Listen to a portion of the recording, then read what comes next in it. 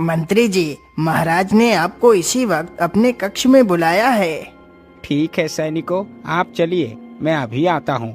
इतना सुन सैनिक वहाँ से चले जाते हैं। फिर पीछे से मंत्री राजा के कक्ष की तरफ जाता है। आइए आइए मंत्री, हम आपकी ही प्रतीक्षा कर रहे थे। प्रणाम महाराज, अचानक ही आपने मुझे याद किया, क्या बात है महाराज? मंत्री जी, वैसे कोई खास कार्य नहीं था आपसे। कई दिन हो गए हम शिकार पर नहीं गए। जैसा कि मैंने सुना है कि दक्षिणी जंगल में काफी सारे हिंसक पशु आ गए हैं, तो इसी बहाने हमारा शिकार करने का शौक भी पूरा हो जाएगा। अवश्य महाराज, आप आदेश दीजिए, आप कब शिकार के लिए चलना चाहते हैं? मंत्री जी, आप कल सुबह ही 2 घोड़े तैयार करवाओ। हम दोनों कल ही शिकार के लिए चलेंगे।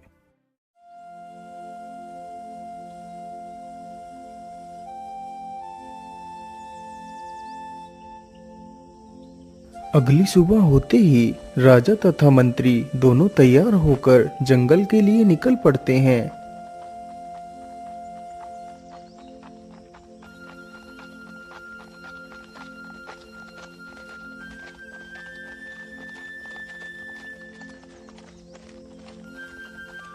वह दोनों चलते चलते जंगल में काफी दूर निकल जाते हैं। वैसे मंत्री जी, ये जंगल तो कितना शांत है।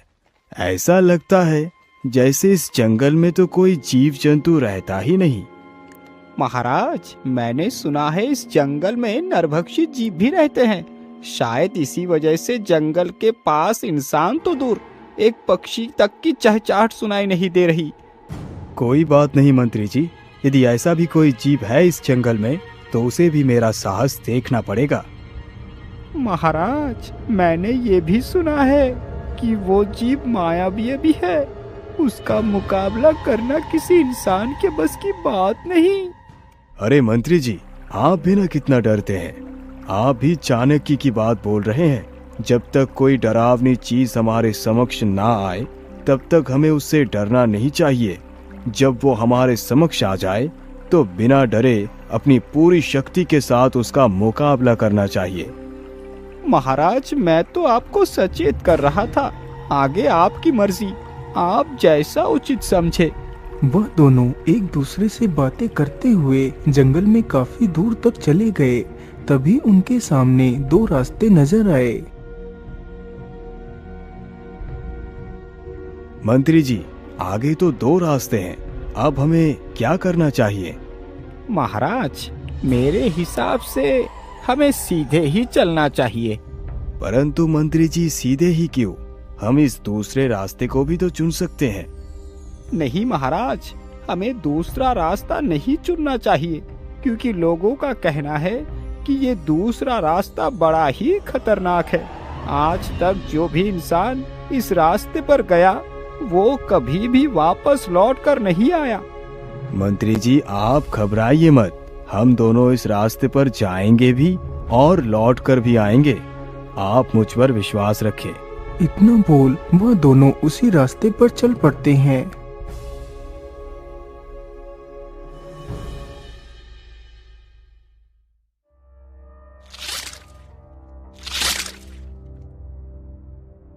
अरे, उन झाड़ियों के पीछे क्या है? मुझे लगता है वहां पर जरूर कोई जंगली जानवर है। हाँ महाराज, अवश्य ही वहाँ पर कोई विशाल जीव है। राजा तुरंत ही अपना तीर कमान हाथ में लेकर तैयार हो गया और झाड़ियों की ओर अपने तीर को छोड़ दिया। तीर झाड़ियों से टकराते ही उसमें से एक विकट जंगली सुअर बाहर निकलकर तेजी से भागने लगा, तो राजा भी अपने घोड़े को तेजी से उसके पीछे दौड़ाने लगा। महाराज, महाराज, उधर को मत जाइए, वहाँ एक छलावा है। मंत्री राजा को आवाज लगाता रहता है, लेकिन राजा मंत्री की तरफ ध्यान नहीं देता और सुअर के पीछे दौड़ता हुआ चला जाता है। अरे, ये सुअर तो हवा से भी तेज भाग रहा है। इसका शिकार करना तो असंभव है। राजा इतना कह ही रहा था कि तभी उसने देखा कि सामने से काफी सारे सुअरों का झुंड भागता हुआ उसकी ओर ही आ रहा है। अरे ये क्या, इतने सारे सुअर एक साथ! वो भी मेरी ओर को ही बढ़ते चले आ रहे हैं। अब मैं क्या करूं? यहाँ से पीछे लौटना ही उचित होगा। इतना सोच राजा पीछे को लौट पड़ता है। कुछ दूर तक वह जंगली सुअर राजा का पीछा करते हैं और फिर गायब हो जाते हैं।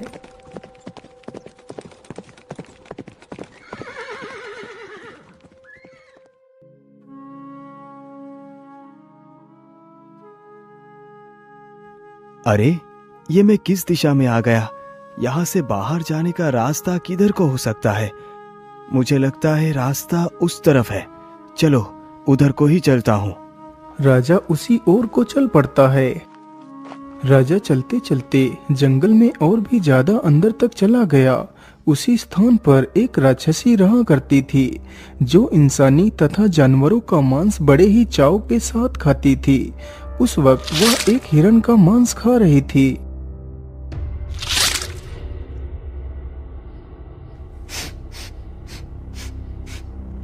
अरे, यह दुर्गंध तो किसी मनुष्य की है।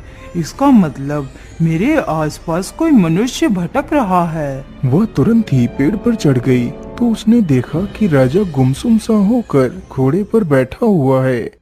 अरे, यह नौजवान कौन है? इसका रूप देखकर तो ऐसा लगता है जैसे कोई देवता स्वर्ग से उतरकर इस जंगल में भ्रमण कर रहा हो। वह राक्षसी राजा के रूप की दीवानी हो गई। हे भगवान, महाराज अभी तक लौट कर क्यों नहीं आए? कहीं उन्हें कुछ हो तो नहीं गया? महारानी जी को जब पता चलेगा तो महारानी का क्या हाल होगा? मुझे राजा के खो जाने की खबर महारानी को देनी होगी।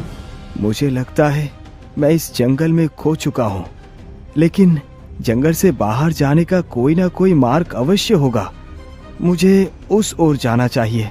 इतना सोच राजा उसी दिशा में जाने लगता है जिस दिशा में वह राक्षसी पेड़ पर बैठी हुई थी। अरे, यह युवक तो मेरी ओर ही आ रहा है। मैं क्या करूं, क्या करूं? हाँ, ये ठीक रहेगा।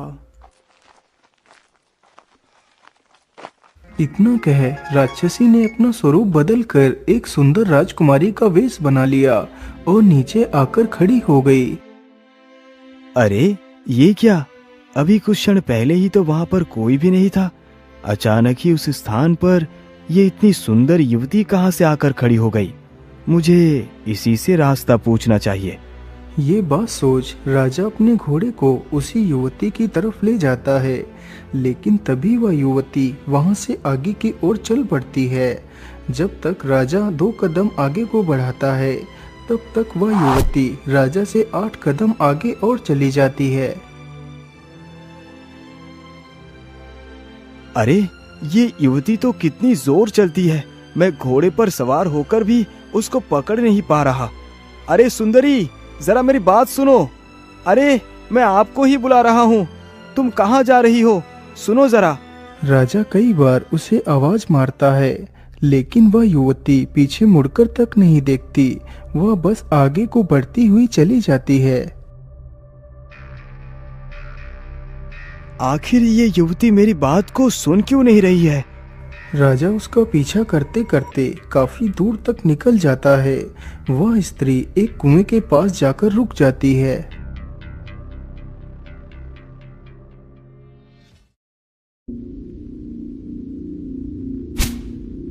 अरे, ये स्त्री इस कुएं के पास क्यों रुक गई?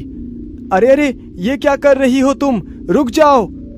राजा जब तक यह कहता है, तब तक वह युवती कुएं के भीतर कूद जाती है। हे भगवान, ये कैसी स्त्री थी? वो तो कुएं के भीतर कूद गई। मुझे उसे बचाना चाहिए। राजा तुरंत ही कुएं के निकट जाता है। अरे, ये कैसा कुआं है? इसके भीतर से इतना प्रकाश कहाँ से आ रहा है? चलो चलकर देखता हूँ। राजा तुरंत ही कुएं के भीतर छलांग लगा देता है।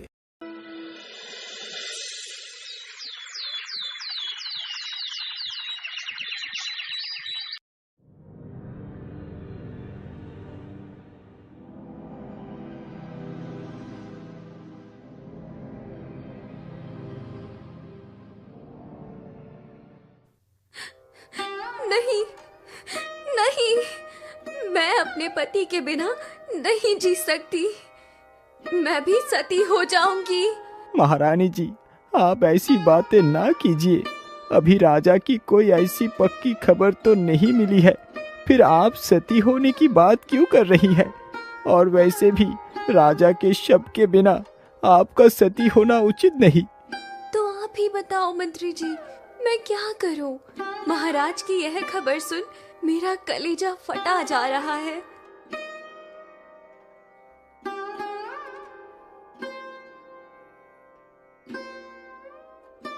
राजा के बिना रानी का रो रो कर बुरा हाल हो चुका है। वह एक पतिव्रता स्त्री थी, इसलिए वह भी सती होना चाहती थी। महारानी जी, अभी अभी एक सुखद समाचार मिला है।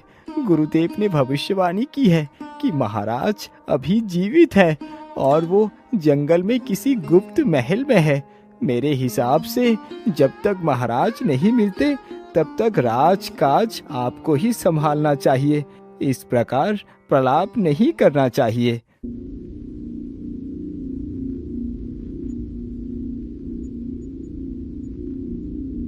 अरे, ये कुएं के भीतर ये दरवाजा कैसा है? इसका मतलब कुएं के भीतर जो प्रकाश है वो इस दरवाजे के भीतर से ही आ रहा है। चलो इसके भीतर चलकर देखता हूं।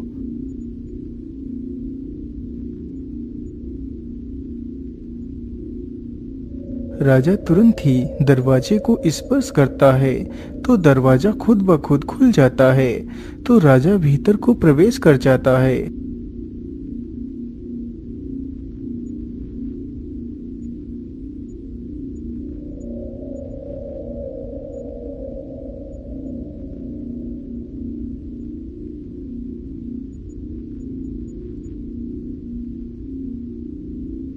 अरे वाह, इस कक्ष में तो कितनी कीमती तस्वीर लगी हुई है।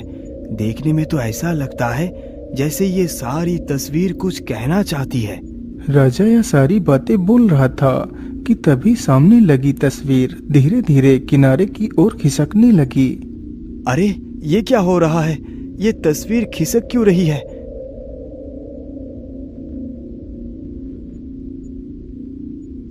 अरे, इस तस्वीर के पीछे तो एक गुप्त दरवाजा भी है। राजा तुरंत ही दरवाजे के भीतर जाता है तो देखता है सामने एक पलंग हवा में उड़ रहा है जिसके ऊपर एक सुंदर युवती लेटी हुई है। ये युवती तो कितनी सौंदर्यवान है। क्या ये वही युवती है जिसका पीछा करते हुए मैं यहाँ तक आ पहुँचा? लेकिन मैं इस पलंग के ऊपर कैसे चढ़ूं?